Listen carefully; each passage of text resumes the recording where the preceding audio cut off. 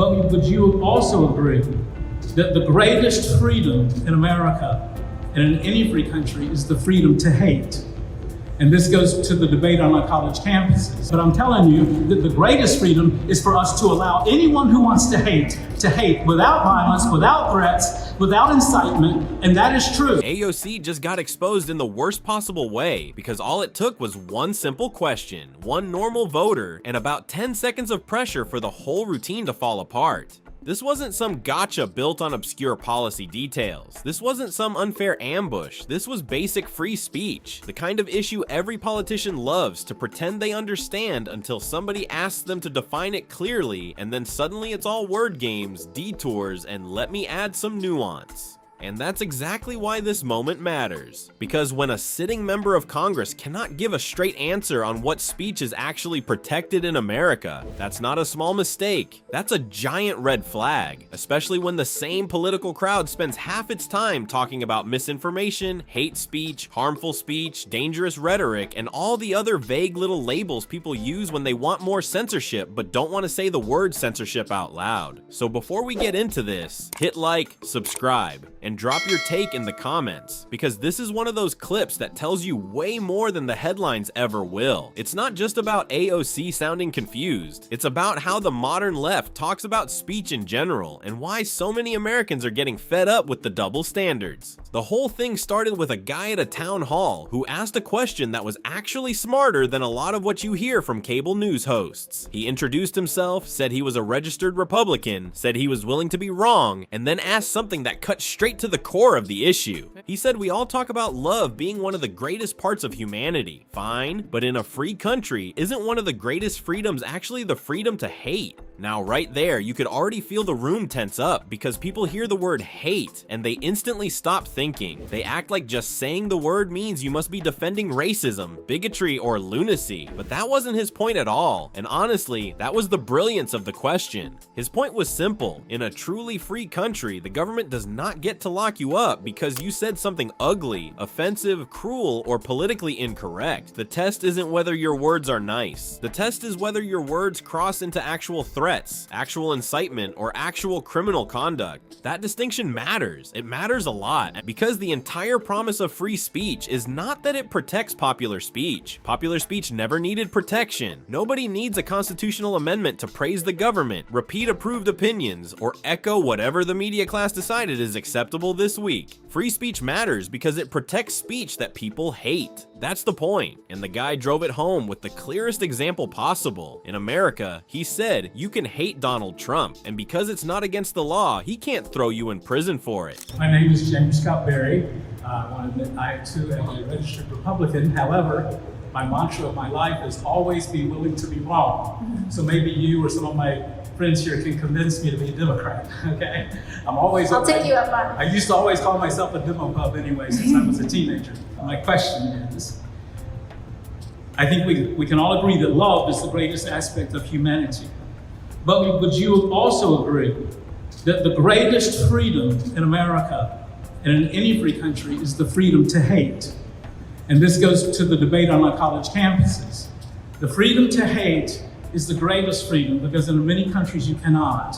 And in America, you can hate, well, my time is a little bit taken, okay?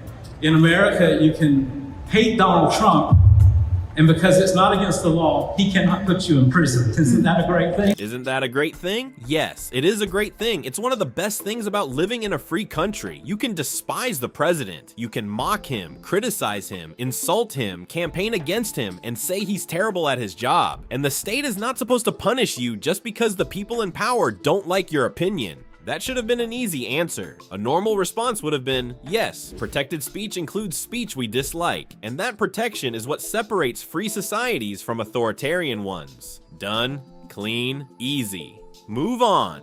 But AOC couldn't do that. Instead, she immediately started wandering into the swamp. She said she understood where he was going, said this was really about freedom of speech and freedom of expression, and then started talking about how there are limitations on speech in the United States. And this is where the guy stopped her because he saw exactly where she was heading. He pushed back and said no, only if it involves violence or threats, things that are illegal. Threats are not free speech. And he was right to make that distinction because this is where politicians love to play a shell game. They start with things everybody already agrees are not protected, like threats or direct incitement. Then they slide from that into harmful speech, then dangerous rhetoric, then hate speech, then misinformation. And before you know it, the category has expanded from actual criminal conduct to opinions they just don't like. That's the trick. And AOC did exactly what so many politicians do when they don't want to answer directly. She said she wanted to introduce nuance. Of course she did, because nuance in moments like this usually means, I know I can't say the quiet part out loud, so let me blur the line until you stop noticing where the line actually is. I think I understand where you're trying to go here, and I think part of it is, I think at the bedrock of what you're discussing is freedom of speech, Right. and the freedom of expression. Right. And that is what I would call it. Yes. I think that we have a freedom to express ourselves, but we should also know that in the United States, there are also limitations on our freedom of speech. No, only if it involves violence or threats, things that are Exactly. illegal. But that's not free speech. And so- That's threat. Threats are not free speech. So, and also beyond I don't violence think you should or say threats. that. I don't think you should say that because that's confusing the issue. I just want to introduce some nuance to the conversation. I just want to, that's okay. So I just want to throw some nuance into the conversation, and I'm not trying to have an argument here. I want to have a discussion.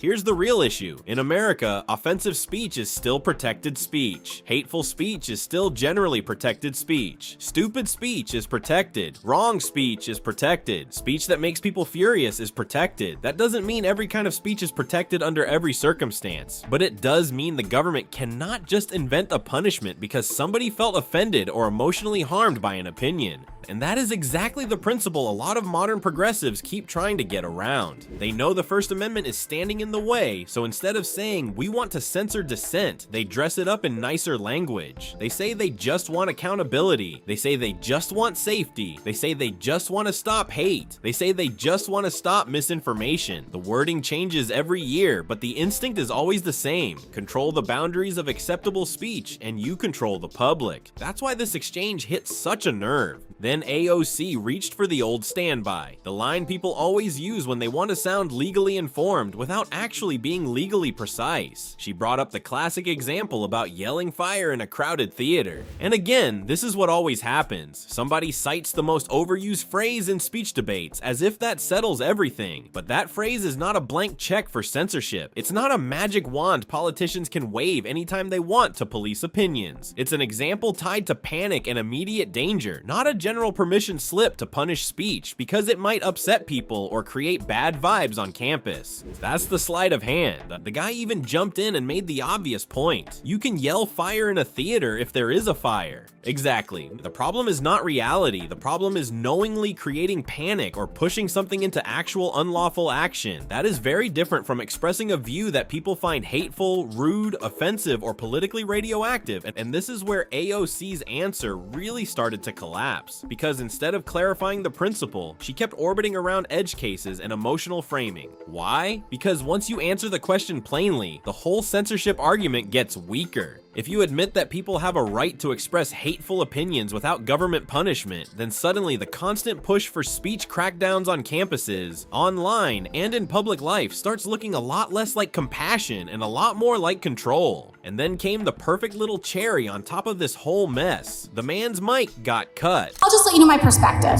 You know, we can disagree at the end of it, but I want to at least let you know my perspective. My perspective is that we absolutely have a protected freedom of speech. Someone can say, I hate so-and-so, and that is protected speech.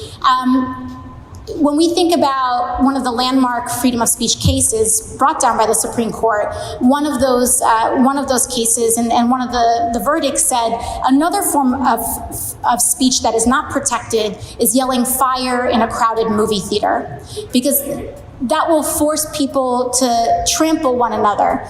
And so that's not protected speech. So You can yell fire in the theater if there's a fire. if there's a fire, right. Right, sir, but he's saying, you know, in the landmark speech, no, sir, it's fine.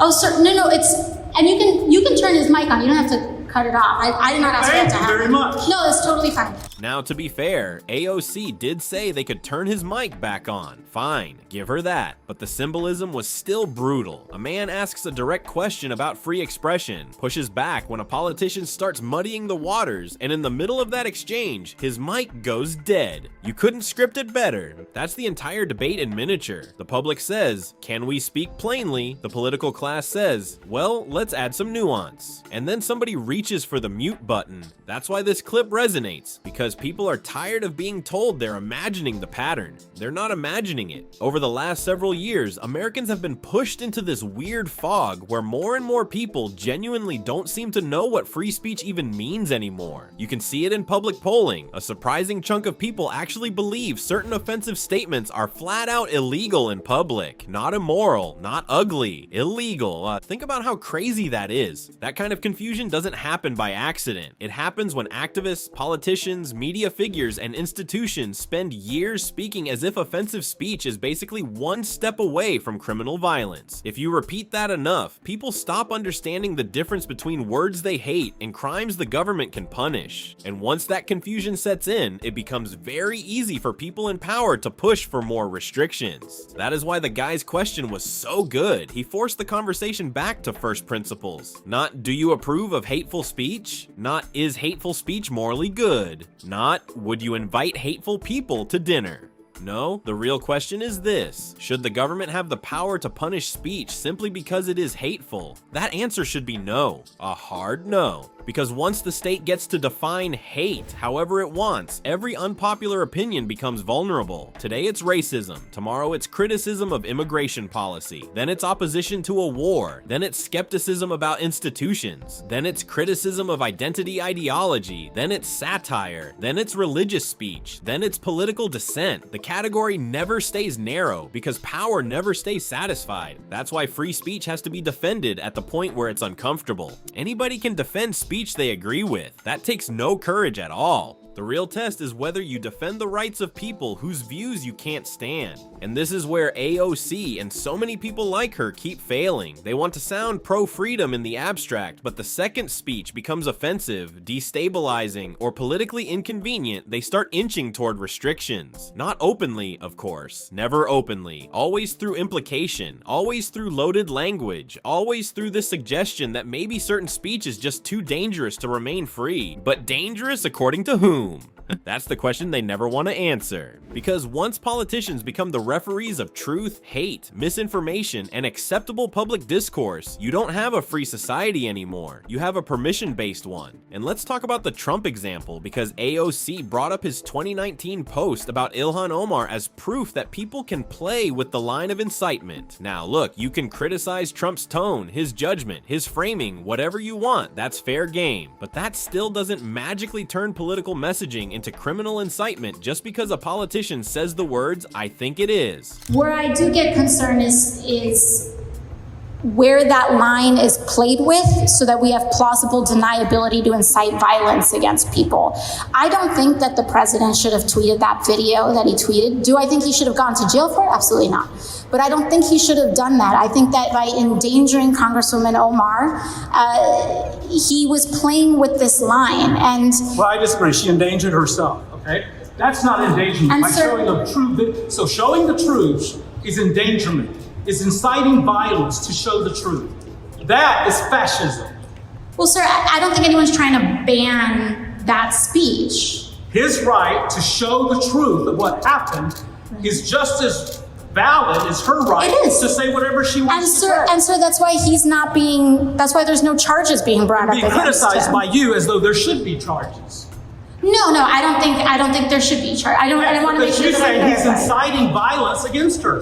I think he is. That's absurd. I'm telling you that the greatest freedom is for us to allow anyone who wants to hate without violence, without threats, without incitement, and that is true. That is true.